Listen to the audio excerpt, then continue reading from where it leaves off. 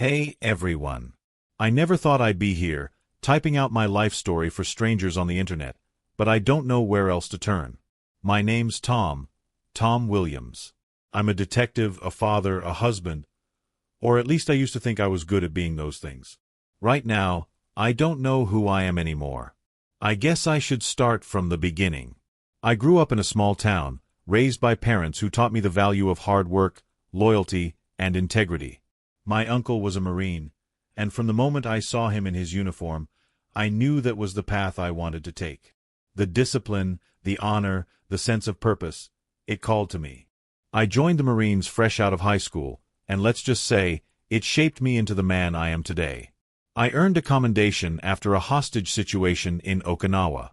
It wasn't about heroism or glory, it was about doing the right thing when chaos erupted. After my service, I came home and went to college for criminal justice.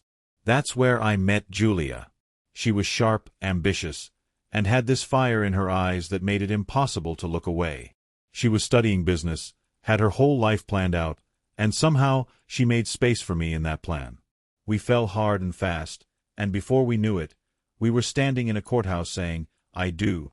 A year later, our son Andrew was born, followed by our daughter Marie. Life felt perfect. I became a detective, fulfilling another dream of mine, and Julia climbed the corporate ladder with ease. We were partners in every sense of the word. Or so I thought. It started about 2 years ago. Julia's job began requiring more travel, frequent trips to the East Coast for conferences and client meetings. At first, I didn't question it. I trusted her. Why wouldn't I? But then, small things started to nag at me. She'd come home from these trips with new clothes, expensive jewelry I knew she hadn't bought with our joint account. Her phone became glued to her hand.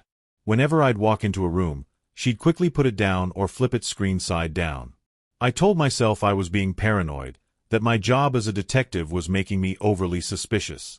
I wanted to believe she was telling the truth. Then came the Christmas party last year. Julia's company threw this big, fancy event, and she insisted I come along. It was the first time I'd met Alf Henriksen, her old fiancé. Yeah, you read that right. She casually mentioned him on the way there, brushing it off like it was nothing. Alf was tall, blonde, and had this slick charm about him that immediately rubbed me the wrong way. But what really got me was when I saw the way he looked at her. And worse, the way she looked at him. It was subtle, but I caught it. A lingering touch on the arm, a shared laugh that went on a little too long, and a knowing glance across the room when they thought no one was watching. But I was watching. At one point, Alf and I ended up face to face near the bar. He had this smug smirk plastered across his face as he asked, "How's life treating you, detective? Must be tough balancing all that work and family time." His tone, it wasn't casual. It wasn't friendly. It felt like he was testing me. I laughed it off, but my stomach was in knots for the rest of the night. I couldn't unsee it, couldn't shake the feeling that something wasn't right. When we got home, Julia brushed off my concerns, rolled her eyes, and said I was overreacting. She made me feel like a jealous fool, and for a moment, I believed her. I let it go, or at least I tried to. But those seeds of doubt, they were planted deep. And over the next few months, they started to grow. She started spending even more time away. Her explanations became vaguer, and her patience with me seemed to thin out every day. I've faced dangerous men, been in life-or-death situations, and stared down the barrel of a gun more times than I can count. But nothing compares to the fear I feel now, the fear of finding out the truth. I've started digging. Slowly. Carefully. Because if I find what I think I'm going to find, I don't know if I'll ever recover from it. All right, here we go again. Thanks for the responses on my first post. I wasn't expecting so many people to chime in, but I guess betrayal hits a nerve for a lot of us. Anyway, let me pick up where I left off. After that Christmas party, I couldn't unsee what I saw. Alf Henriksen, the smug smirk, the way Julia seemed to light up around him, it stuck with me.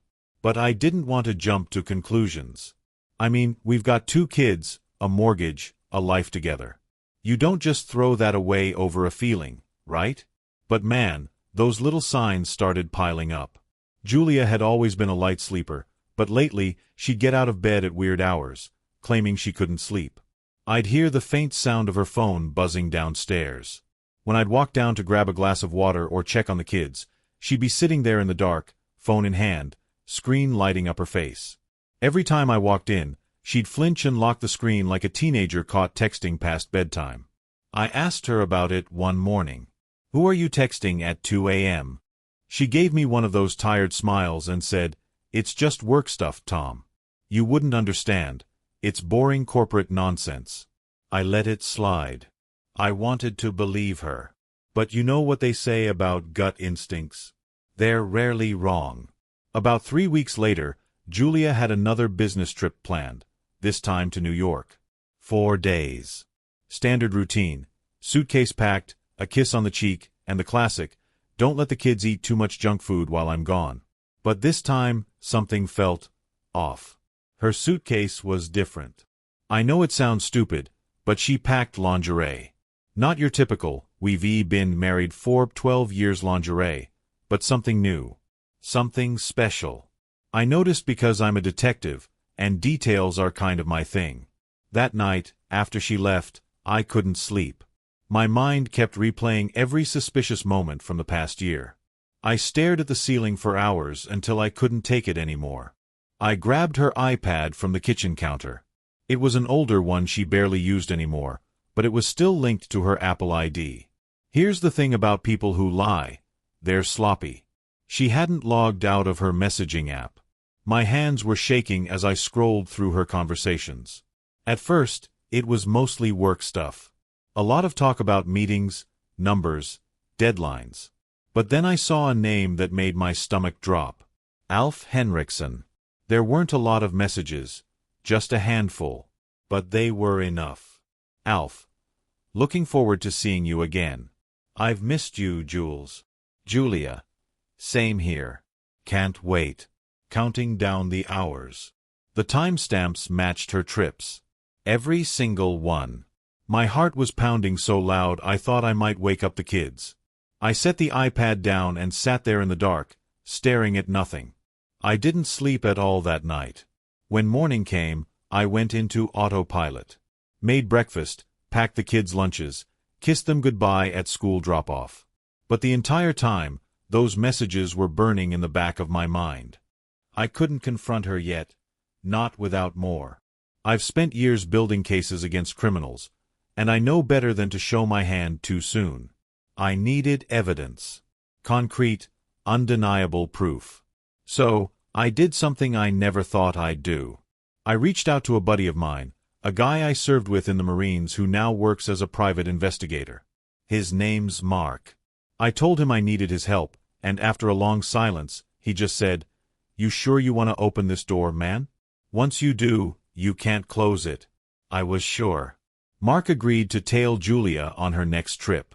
I felt sick doing it, like I was violating some unspoken trust. But at the same time, I couldn't let this go. That weekend, Julia came back from New York. She hugged the kids, kissed me on the cheek, and told me how exhausted she was from all the back-to-back meetings. Meanwhile, Mark was sending me updates. His final message said, "You need to see this in person, Tom. We need to meet. I'm meeting him tomorrow. And honestly, I'm terrified, all right. Here we are again. I met up with Mark yesterday, and I'm still trying to process everything he told me. I don't know if I'm numb or if I'm holding myself together because of the kids, but either way, here's what happened.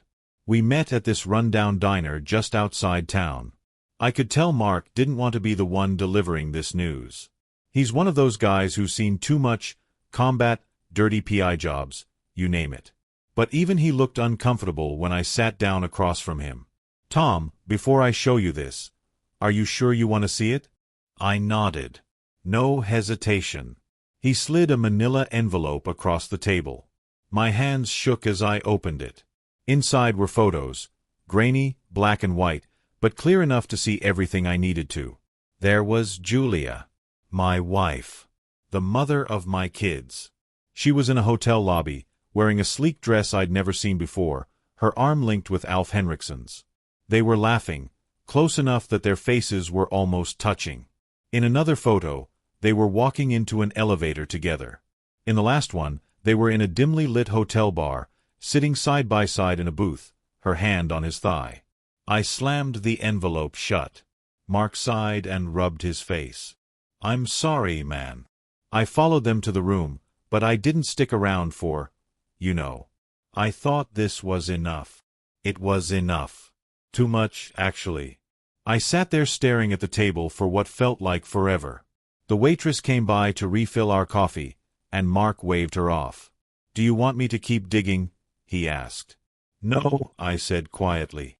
"I've seen enough." We sat in silence for a while before Mark said, "You're a good man, Tom. Don't let this destroy you." But how could it not? I went home after that. The kids were at school, and Julia was at work. I sat in the living room with that envelope on the coffee table in front of me. I must have stared at it for hours. When Julia got home later that evening, she was all smiles. "Hey, honey. How was your day?" she asked casually, dropping her purse by the door. I couldn't even answer. I just looked at her. "Tom, what's wrong?" I finally spoke. "Julia, how long have you been seeing Alf?" The color drained from her face. It was like watching a sandcastle crumble in slow motion. She opened her mouth, but no words came out. I stood up and walked to the coffee table, picking up the envelope. I held it out to her. "Go ahead. Take a look." She didn't. She just started shaking her head, tears welling up in her eyes. "Tom, please, it's not what you think. Not what I think." "Julia, there's a photo of your hand on his thigh. What exactly am I supposed to think?" She started crying then, covering her face with her hands. "It's complicated, Tom. It's not serious. It just happened. It just happened." I repeated, my voice cracking. "Do you even hear yourself? You have 2 kids upstairs sleeping soundly, thinking their mom is someone they can look up to." She sobbed harder, but I couldn't bring myself to comfort her. "Not this time." "Why, Julia? Why him? Why now?" I asked. My voice was low, defeated. She wiped her tears and looked at me with this pathetic, broken expression. "I don't know, Tom. He made me feel wanted, special, like I was more than just a mom or a wife. And I know that's awful, but—" I cut her off. "No, don't try to justify this to me. Don't stand there and tell me you threw away our marriage because you wanted to feel special." She crumbled onto the couch, sobbing into her hands. I turned and walked out the front door. I couldn't be in that room with her anymore. I ended up driving around town for hours. My mind was racing, but at the same time, I felt hollow, like I'd been emptied out and refilled with cold air. I parked outside the kids' school and just sat there, watching other parents pick up their children. Moms hugging their kids tight, dads ruffling their sons' hair, everyone just living their lives. And here I was, knowing that my life, the life I thought I had, was over. When I got home later that night, Julia was asleep on the couch, clutching that stupid envelope to her chest like it was some sort of lifeline. I went upstairs, checked on Andrew and Marie, kissed their foreheads, and sat on the edge of my bed for a long time. I don't know what happens next. Do I confront Alf? Do I file for divorce? Do I try to fix this broken mess for the sake of my kids? I don't have any answers right now. But one thing's for sure, the woman I married, the woman I thought I knew, she's gone the morning after our confrontation. Julia was already up when I came downstairs. She was sitting at the kitchen table, staring into her coffee cup like it held all the answers. "Tom, we need to talk," she said softly. I stayed standing. "Talk then." She looked up at me, her face pale and exhausted. "It wasn't supposed to happen like this. Alf and I. It started with harmless conversations. At first, it was just catching up. But then—" "Stop," I said, holding up a hand. "I don't need the play-by-play." She nodded, biting her lip. "I didn't mean to hurt you. I didn't mean to hurt our family." I let out a hollow laugh. But you did, Julia. And now we're here. The kids came bounding into the room then, Andrew still in his dinosaur pajamas, Marie holding her stuffed rabbit. "Morning, Daddy." I forced a smile. "Morning, buddy." "Morning, sweetheart." Julia quickly wiped her face and turned away, busying herself at the counter. We ate breakfast together, pretending everything was fine. The kids laughed at their cereal, completely unaware that their parents' marriage was crumbling right in front of them. When they left for school, Julia finally spoke again. Are we done, Tom?" I didn't answer her. I couldn't. Instead, I grabbed my keys and walked out the door. I needed space. I needed air. I spent most of the day driving aimlessly, the radio playing softly in the background while my mind raced. Every red light, every stop sign. It felt like the universe was forcing me to pause and think about the mess my life had become. Eventually, I ended up parked outside my buddy Mark's office. He wasn't expecting me, but when he saw me walk in, he just nodded and gestured to a chair. "You look like hell, Tom," he said quietly. I rubbed my face. "Yeah, well, hell feels about right." Mark poured me a glass of water and sat across from me. "What now?" "That's the question, isn't it?" I said, staring at the glass. "Do I stay for the kids? Do I fight for this marriage, even though it feels like it's already dead? Or do I walk away and risk losing everything I've built?" Mark didn't say anything for a while. Then he leaned forward. "Tom, I've known you a long time. You're one of the most honorable guys I've ever met. But let me ask you this, if you stay, will you ever be able to trust her again?" I didn't have an answer. When I got home later that night, Julia was sitting in the living room, scrolling through her phone. She looked up when I walked in. "Did you think about what I asked?" she said softly. I dropped my keys on the table and sighed. "Yeah, I did. And I don't know yet, Julia. I don't know if I can forgive this. I don't know if I can ever look at you the same way again." Her face crumpled, but she didn't cry this time. Instead, she just nodded. We sat there in silence for a long time, the weight of everything pressing down on us, the days blurred together after that conversation. Julia and I existed in the same house, but we might as well have been strangers. Conversations were brief, mostly about the kids or logistics, never about us. One night, Andrew had a school project. He asked both of us to help him build a model volcano. It felt normal. For a brief moment, we were laughing, working together, like nothing had changed. But then our hands brushed while passing the glue, and we both froze. She looked at me with those tearful eyes, and I had to look away. After the kids went to bed, Julia approached me in the kitchen. "Tom, are we going to tell them?" The question hit me like a punch to the gut. The thought of Andrew and Marie finding out, seeing their little faces crumble, made me feel sick. "Not yet," I said firmly. "They don't need to know. Not until I figure out what happens next." She nodded, her shoulders sagging with relief and sadness. That night, I slept in the guest room again. Lying there in the dark, staring at the ceiling, I realized something. Staying in this house, under this roof, pretending everything's fine, it's slowly breaking me. But leaving, that would break my kids. I don't know how people survive this. Living in a house with someone who's shattered your trust, walking past them in the hallway, sitting across from them at dinner, pretending for the kids that everything is fine. It's like trying to breathe with a weight on your chest. The guest room had become my new home. I tried to keep things normal for Andrew and Marie. I still drove them to school, helped with homework, played catch with Andrew in the backyard, and read Marie her favorite bedtime stories. But Julia, she hovered in the background, watching, trying to find little moments to connect with me. One night, after the kids went to bed, she knocked softly on the guest room door. I didn't want to answer, but eventually, I did. She stepped inside, clutching her hands together. "I can't keep living like this. I know I hurt you, I destroyed us, but I'm still here because I want to fix it. I want to try." I shook my head. "Julia, you want to fix you. You want to fix how you feel about what you did. But you can't undo it. You can't erase those photos, those messages, Those nights you chose him over me. Her eyes welled up with tears. I was weak. I was selfish. But I love you, Tom.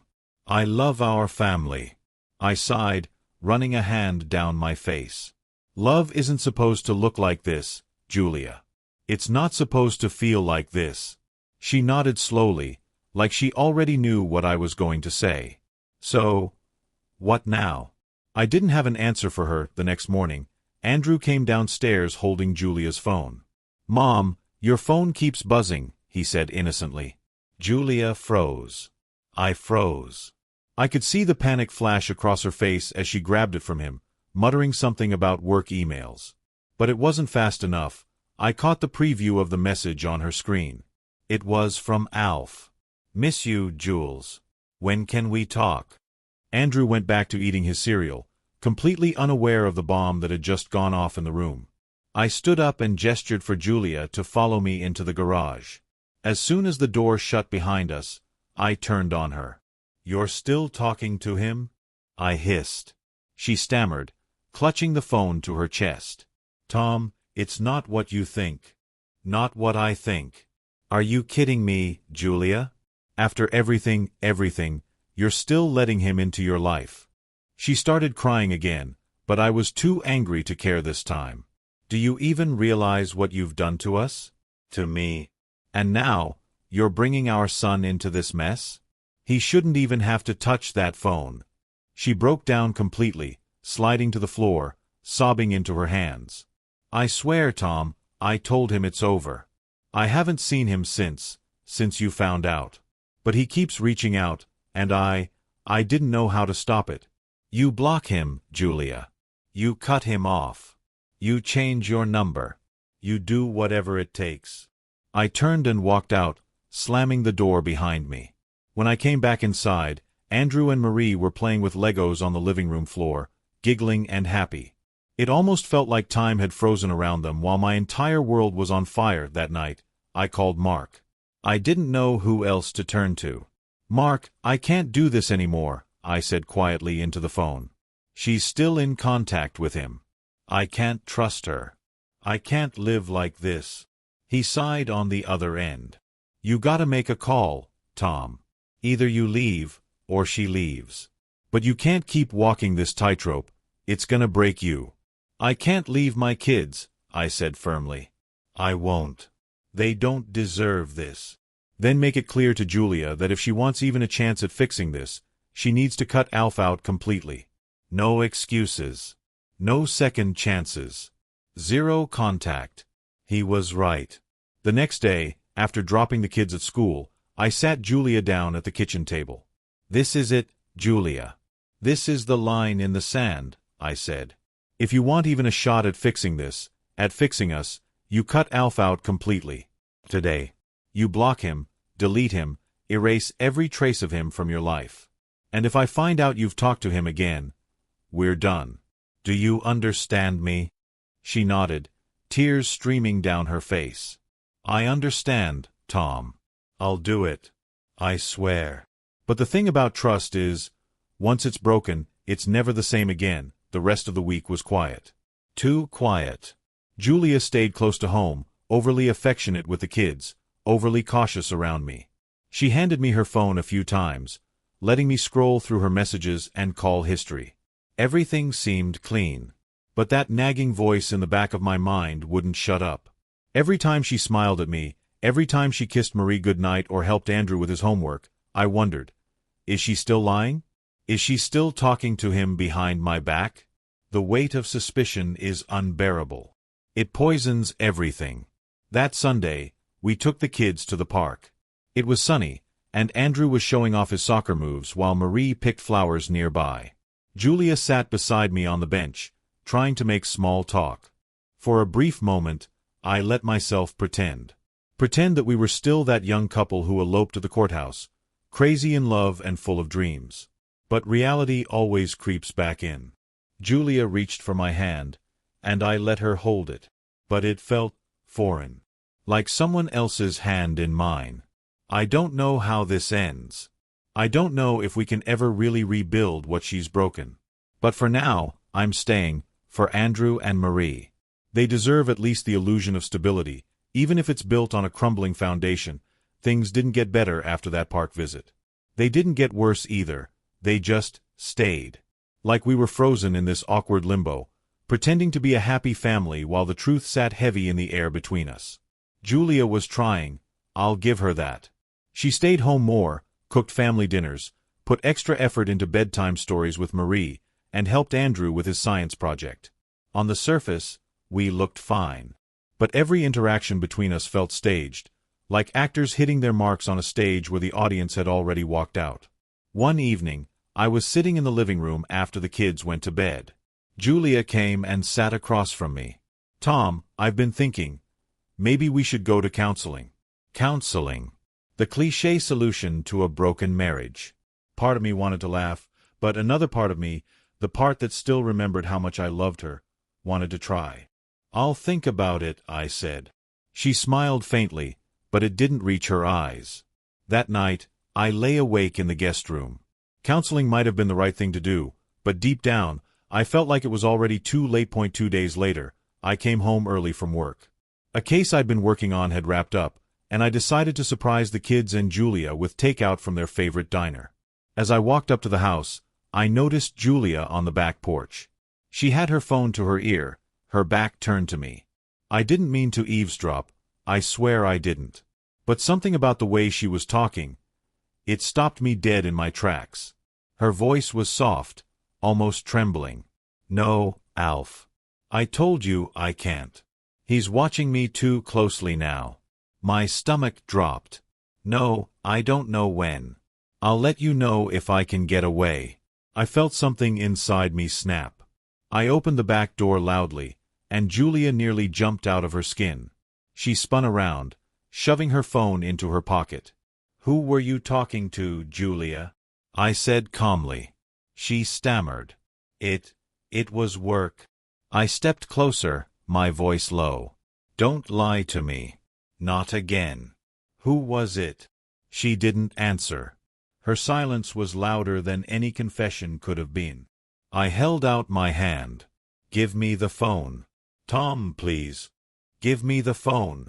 She hesitated for a second, then handed it over. My hands were shaking as I unlocked it. There it was. Alf's name, staring back at me in her recent calls. I let out a slow breath, my head hanging low. You promised me, Julia. You looked me in the eye and promised me. I'm sorry. I was trying to cut it off, I swear. He keeps reaching out, and I...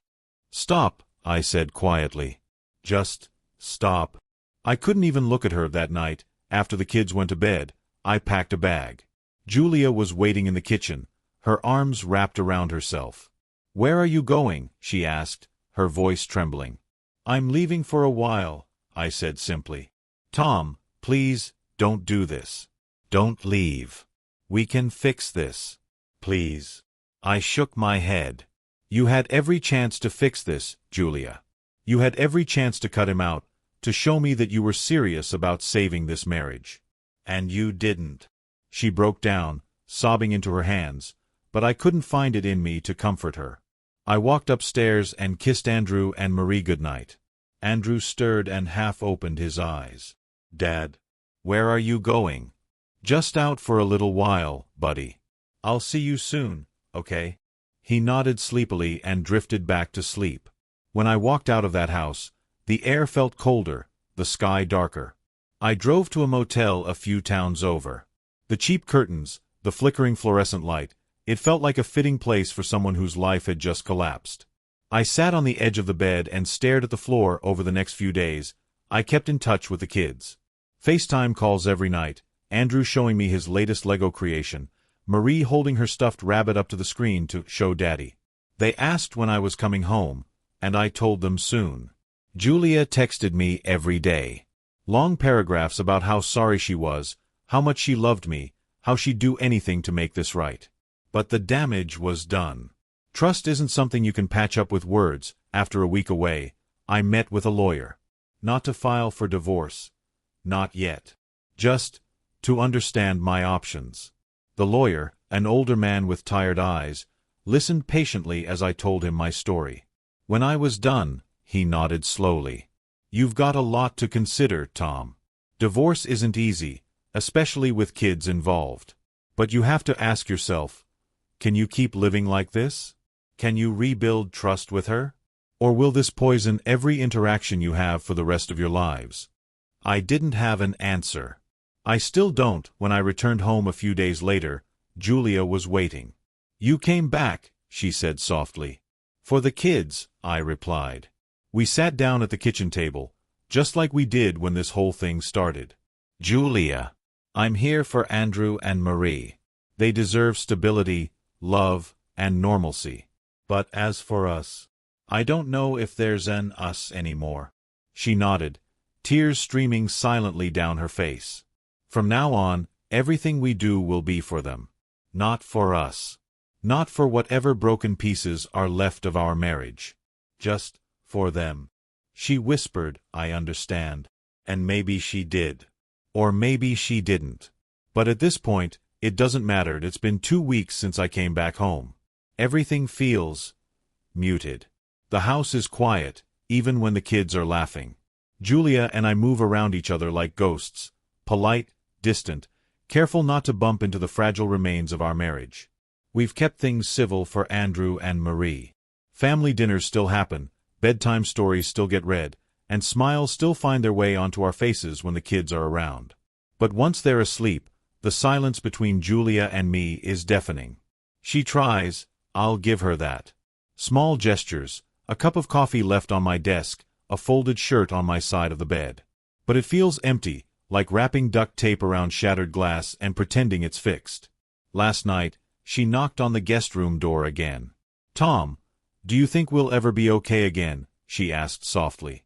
I looked at her, really looked at her, and realized I didn't have an answer. I don't know, Julia. I really don't. She nodded, tears welling up again, and quietly closed the door behind her. Every day feels like I'm balancing on a tightrope, trying not to fall while carrying the weight of 2 kids and a broken marriage on my shoulders. The days keep crawling by, one awkward interaction at a time. I've started noticing how much of our marriage was built on routine: shared coffee in the mornings, grocery runs on Sundays, family movie nights on Fridays. Now, those moments feel like scenes in a play where neither of us remembers our lines. Andrew asked me yesterday, Dad, why don't you sleep in your room anymore? I froze. Julia froze. I forced a smile and said, Dad's been snoring too loud, buddy. Mom needs her sleep. He laughed and went back to his Legos, but Julia turned away, wiping her eyes. It's those little moments, the cracks in the facade, that keep reminding me how fragile everything is now. I called Mark again.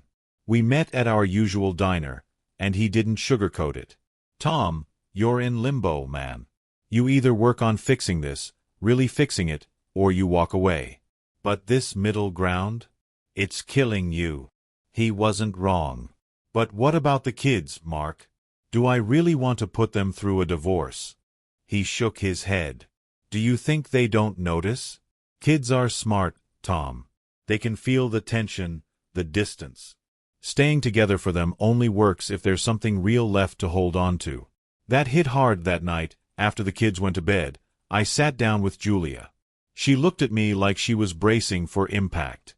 Julia, if we're going to try to fix this, we can't do it halfway. No more pretending, no more hiding. We go to counseling. We face every ugly truth head-on. Or we stop this now and figure out how to co-parent without destroying each other. She nodded, tears already sliding down her face. I want to try, Tom. I'll do whatever it takes. For the first time in weeks, I felt something. Maybe hope. Maybe just exhaustion. But we've agreed to counseling. I don't know if it's going to work.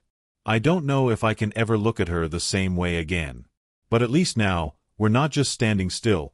Counseling felt like walking into an ambush unarmed. Julia and I sat side by side on an overstuffed couch in a small, warm office. The therapist, a woman in her 50s with kind eyes and a calm voice, introduced herself and asked us why we were there. Julia spoke first, her voice trembling as she admitted to everything: her affair, the lies, the betrayal. I sat there staring at the floor, my hands clenched together so tightly that my knuckles turned white. When it was my turn, I tried to explain the anger, the hurt, the hollow feeling in my chest every time I looked at her. But how do you explain something like that in words? How do you put into sentences the feeling of seeing someone you love, someone you trusted with every part of yourself, turn into a stranger? I told her about the photos Mark had given me, about how I felt like a fool every time I replayed those nights she said she was working late. Julia cried through most of the session, and honestly, I couldn't tell if it was out of guilt or fear of losing me. Maybe both. The therapist asked us if we still loved each other. Julia said yes immediately, without hesitation. I stayed silent for a long time before finally admitting, I don't know. That's the thing about love, it doesn't just disappear overnight, but it changes. What I felt for Julia now wasn't love, at least not in the way it used to be. It was tangled up in resentment, distrust, and sadness. When the session ended, we walked to the car in silence. Julia sat in the passenger seat, staring out the window the whole drive home. The kids were waiting for us when we got back, and their smiles felt like a punch to the gut. They had no idea their parents were balancing on a knife's edge, one wrong move away from everything falling apart. That night, Julia knocked on the door of the guest room again. She was holding a folded blanket and looked so small, so fragile. Tom, can I just sit with you? I won't talk, I promise. I don't want to be alone right now. I hesitated but nodded. She sat at the edge of the bed, clutching the blanket like it was the only thing keeping her together. We didn't speak. We just sat there in the dim light of the lamp, breathing in the same broken silence. I don't know if counseling is going to save us. I don't even know if I want it to. But for now, I'm showing up. I'm putting one foot in front of the other for Andrew, for Marie, and maybe, just maybe, for me too. The second counseling session felt heavier than the first. It's one thing to admit there's a problem. It's another to start digging into it. The therapist asked us to talk about the why behind everything. Why Julia made the choices she did. Why I stayed after finding out. Why we were even in that room together, trying to fix something so deeply cracked. Julia went first again. She talked about feeling invisible, about how she thought I cared more about my job than her. How she felt like we'd become co-parents, roommates even, instead of a couple. I sat there listening, trying to absorb her words without letting my anger take over. It's hard to hear someone you love justify betraying you. Hard not to scream, why didn't you just talk to me? Why didn't you give me a chance to fix it before you ran to him? But I kept quiet, my jaw tight, hands clasped together in my lap. When it was my turn, I told her about the night I found the messages on her iPad, about the photos Mark handed me in that dingy diner. I told her how every work trip she took replayed in my mind like a broken record. How every time I close my eyes, I see her hand on his thigh in that hotel bar. My voice cracked a little, but I didn't cry. I haven't cried since the day I left home with a packed bag. I don't know if I'm holding it in or if I've just run out of tears. The therapist told us we needed to be honest, not just with each other, but with ourselves. She asked if either of us thought this marriage was salvageable. Julia said yes. I stayed silent. On the drive home, Julia tried to start a conversation, but I couldn't do it. I turned on the radio and let the music drown out whatever she was trying to say. When we pulled into the driveway, I didn't wait for her. I walked straight into the house, hugged the kids, and sat down in the living room with Andrew to play a board game while Marie colored at the table. Julia stayed upstairs. Later that night, I sat on the porch with a beer, staring out into the dark. Julia joined me after a while, a blanket draped over her shoulders. She sat on the opposite end of the porch swing, leaving space between us. "Tom, do you hate me?" she asked quietly. I stared straight ahead, watching the faint glow of the neighbor's porch light. "No, Julia. I don't hate you. But I don't know if I love you either. Not the way I used to." She didn't say anything after that. We just sat there in silence, side by side, but miles apart. The silence in our house has taken on a personality of its own. It follows us from room to room, sits between us at the dinner table, and lingers in the hallway when we pass each other. We've become two people sharing a house, not a marriage. I'm starting to wonder if this is what limbo feels like, a slow, suffocating nothingness. Andrew and Marie keep me tethered. Their smiles, their laughter. It's the only thing keeping me from packing another bag and walking out that door for good. But kids are smart. They notice things. Andrew started asking me if Mommy's mad at me, and Marie keeps drawing pictures of us as a happy family. Stick figures holding hands under a bright sun. Every time she hands me one, I feel like I'm swallowing broken glass. Julia's trying, in her own way. She leaves me coffee in the mornings, makes my favorite dinners, and asks about my day when I come home. But her eyes always have this look, like she's waiting for a verdict that might never come. And the truth is, I don't have one for her. The other night, I found her sitting on the floor of our bedroom, her back against the bed, clutching one of our wedding photos. She didn't notice me standing in the doorway until I cleared my throat. "Tom," she started, her voice trembling. "Do you think we'll ever be happy again?" I couldn't answer her. I just couldn't. Instead, I walked away, back to the guest room, back to my self-imposed exile. I've started sleeping less, drinking more. Nothing excessive, but enough to take the edge off before I crawl into that cold bed alone. Every night, I replay conversations in my head. Things I should have said earlier. Things Julia should have told me before it all fell apart. Last night, Marie had a nightmare. She came running into the guest room, her stuffed rabbit clutched tight in her arms. I held her until she fell asleep against my chest, her tiny hand gripping my shirt. In that moment, everything else faded away. The affair, the lies, the counseling, it all became background noise. All I could think about was how badly I wanted to protect her and Andrew from all of this. When Julia walked by the room and saw us, she froze in the doorway. I could see it in her face, the regret, the guilt, the crushing realization of what she's done. But neither of us said anything. I'm tired. Tired of pretending. Tired of fighting battles in my head every single day. But most of all, I'm tired of feeling like my life isn't mine anymore. I woke up this morning to the sound of laughter downstairs.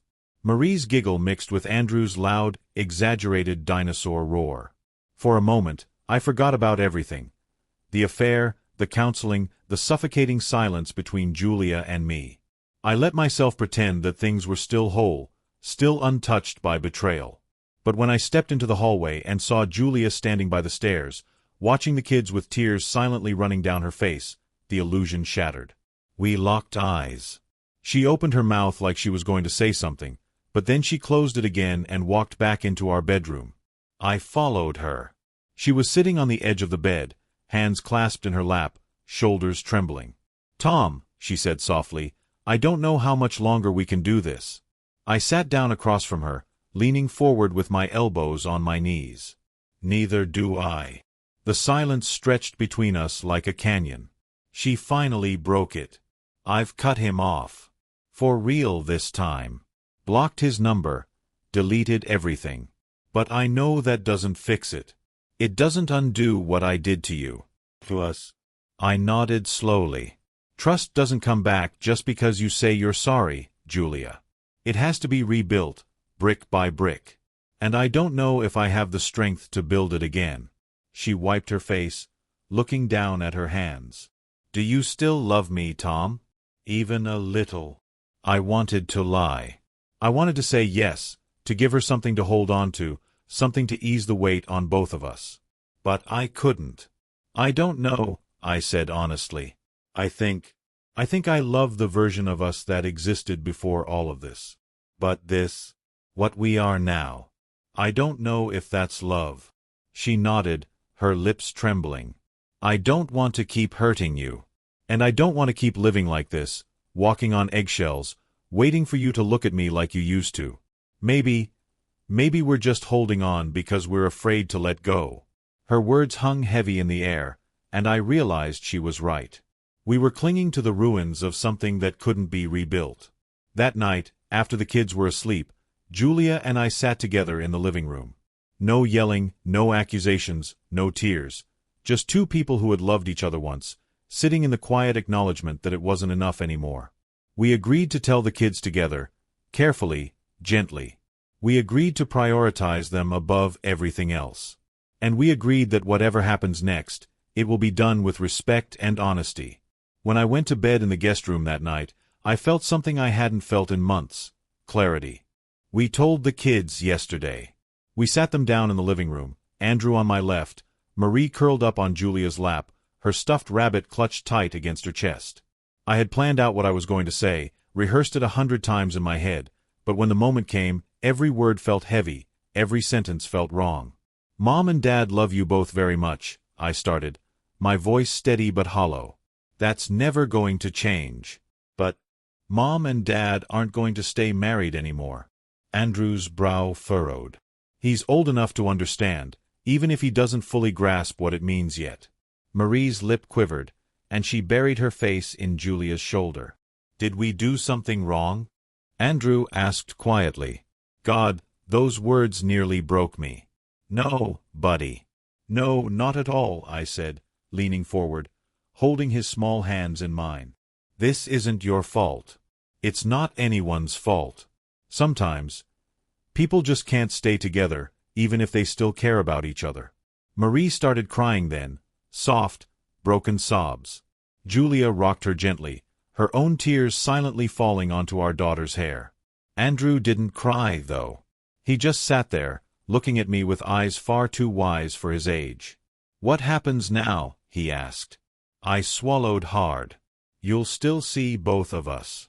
You'll still have your routines, school, soccer practice, bedtime stories. Nothing about how much we love you is going to change. We'll always be here for you, no matter what." We sat there for a long time, holding them, comforting them, trying to reassure them about a future we couldn't promise would be okay. When the kids finally went to bed, Julia and I stood in the doorway of Marie's room, watching her sleep.